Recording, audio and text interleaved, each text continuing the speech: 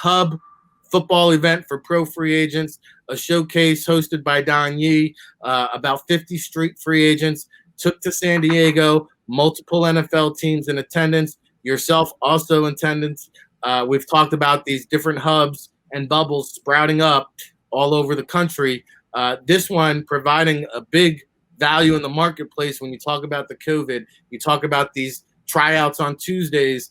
Here's a way now for teams to evaluate players, not have to bring them into the building, not have to put them up in a hotel for 3 days while they await the COVID test. I think this is something that is really going to be moving forward that NFL teams are interested in. Right. So Don Yee conceptually, at first this was something last year. They did it as a proponent of a possible league or a possible look at providing an alternative, to players that needed it, whether it was college kids, or free agents, to keep them active, keep them, in the available for NFL teams. Now you add in the COVID situation. So obviously you want to shrink down the amount of time and the amount of guys that are around each other. So a couple of things I thought that were very interesting in terms of what we're dealing with right now. Number one, that every one of those kids was COVID, negative. They had taken tests. They had, done that. Every kid that walked up, had to fill out that survey about the COVID, take a temperature, and be cleared. They also limited each group, right? So one group was warming up, another group was waiting. So you never had everybody on the field at the same time. You had two different groups.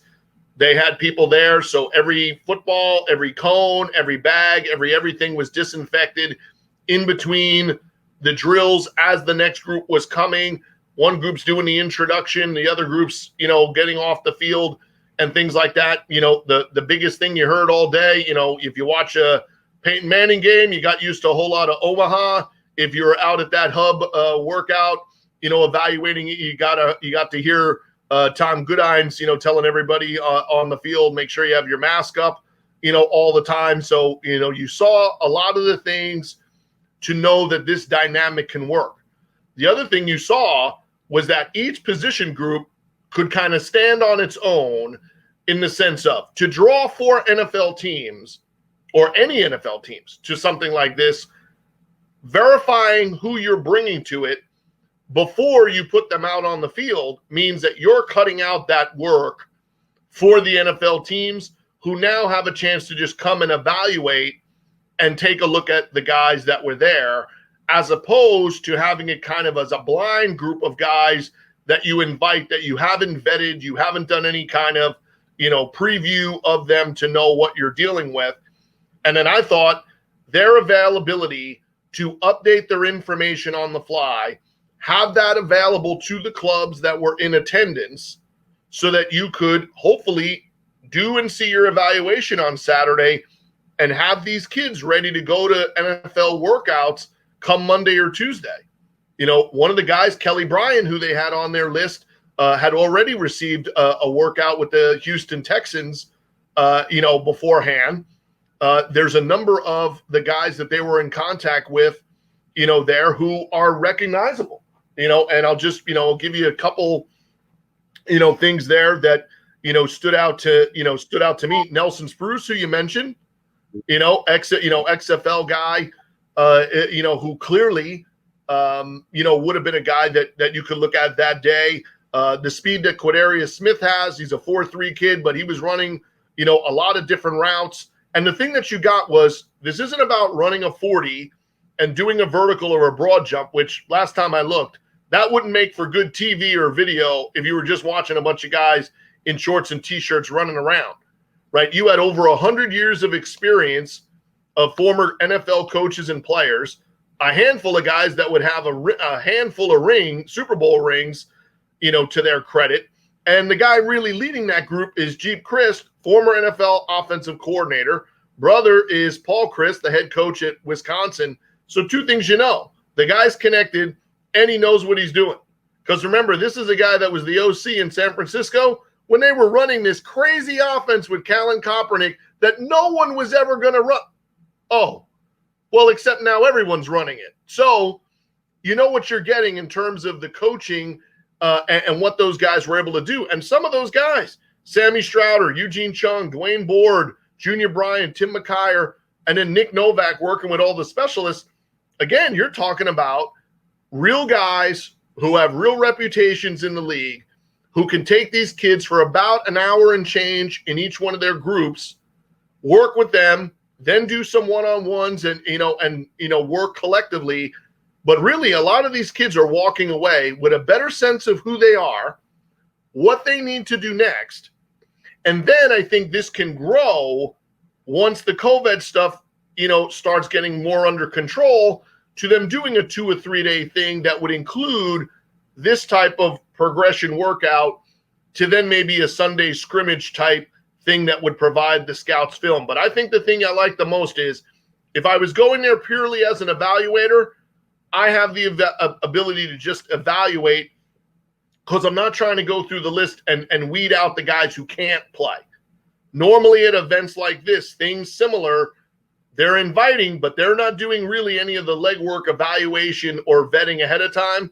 These are football guys running a football event, right? Tom Goodines running the Arena League office, running championship teams in the Arena League with the Philadelphia Soul. Don Yee happens to represent a guy that I think goes by a 4-letter word, the GOAT. Yeah, that's his agent. Tom Brady's agent is Don Yee. This is the guy who's running it. So you're getting quality players that are vetted in an opportunity to work them out.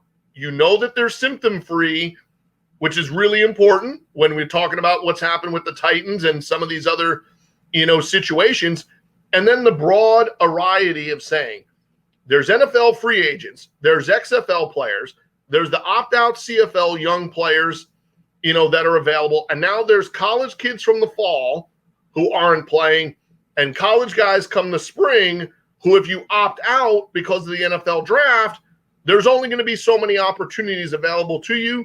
If this turned out to be one of them, it's a really good opportunity, to look at. And what I'm expecting is, I would expect this to now be something where I would expect one to come next month before the holidays. I would expect something December, January that might be more inclusive of both free agents and college, or more college type driven, which will be very interesting because it's going to be a necessity this year for the NFL. So if you can graduate a bunch of these guys into one scenario and put it together in that kind of format, I could see it being very, very helpful to the NFL and very helpful to the late round priority free agent guys who were the players, and those agents took it the hardest in the draft. No pro day, no opportunities for rookie mini camps. Something like the hub could really help narrow that gap down and help a lot of those younger free agent guys, that'll be in this year's draft, not have the chance to get overlooked, or not, actually provide them with an opportunity to get, looked at a showcase like this, because the NFL can do their 40s and do all that stuff on their own. They don't need somebody to do that part for them.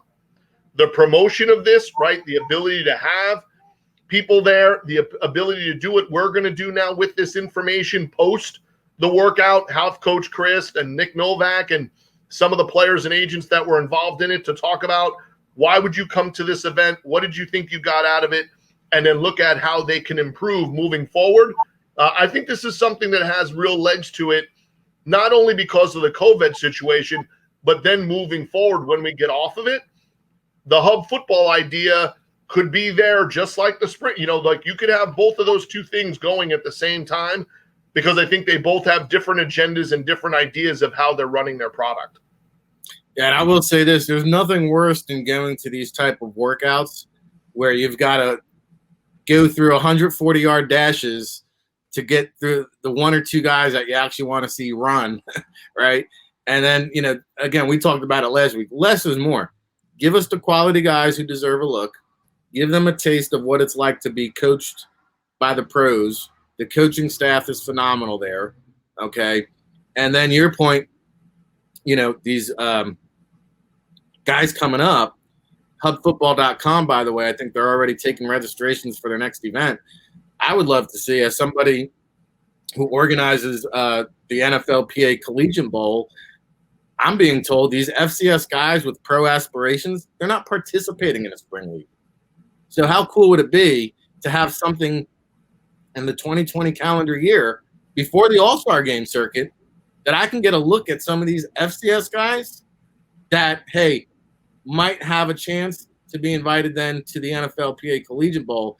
That would provide a huge value not only to the NFL teams, but also to the All-Star games here as we try to figure out our rosters here for the month of January. I will say this. We'll have updates throughout the week here on the state of football. We'll be talking about it on NFLDraftBible.com. Hopefully we can get some of these coaches on the show to talk more about some of the results. Of course, a handful of NFL teams in attendance. NFL Draft Bible on location, exclusive coverage there. So hubfootball.com, make sure you follow them. Hub Football 2020 on Twitter. And, of course, NFLDraftBible.com for the exclusive coverage.